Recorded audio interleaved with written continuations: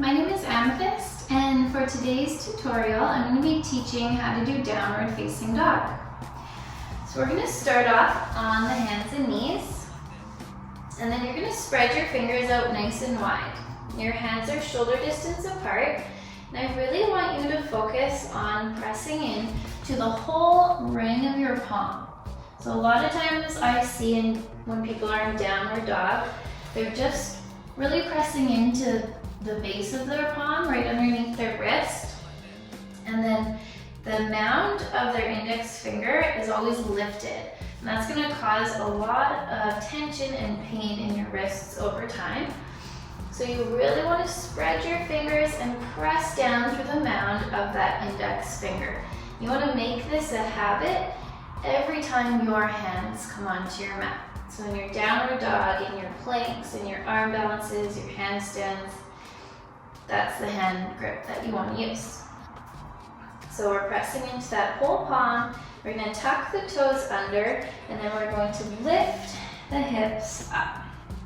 So I'm pressing into my hands, and as I do that, my heart is moving towards my toes. So what I want to find eventually is that straight line from the wrist creases up to my tailbone. So I want to make sure I'm not here, rounding through my upper back. I'm pressing heart towards toes. Sit bones are lifting up towards the ceiling. Now if your hamstrings are really tight, it might be hard to get into this position while keeping your legs straight.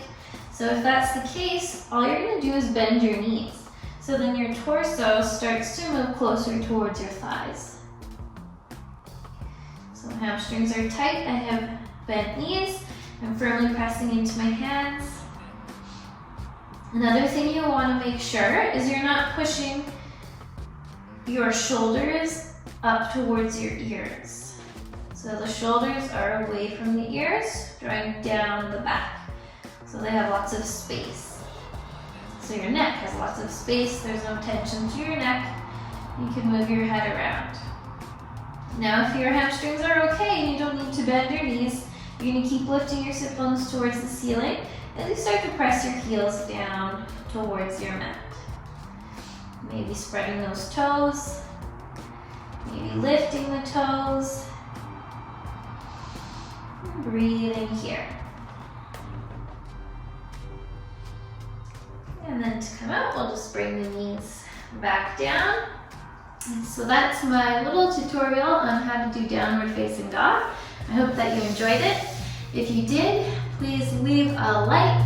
And if you haven't yet, you can subscribe by hitting that red subscribe button right underneath this video.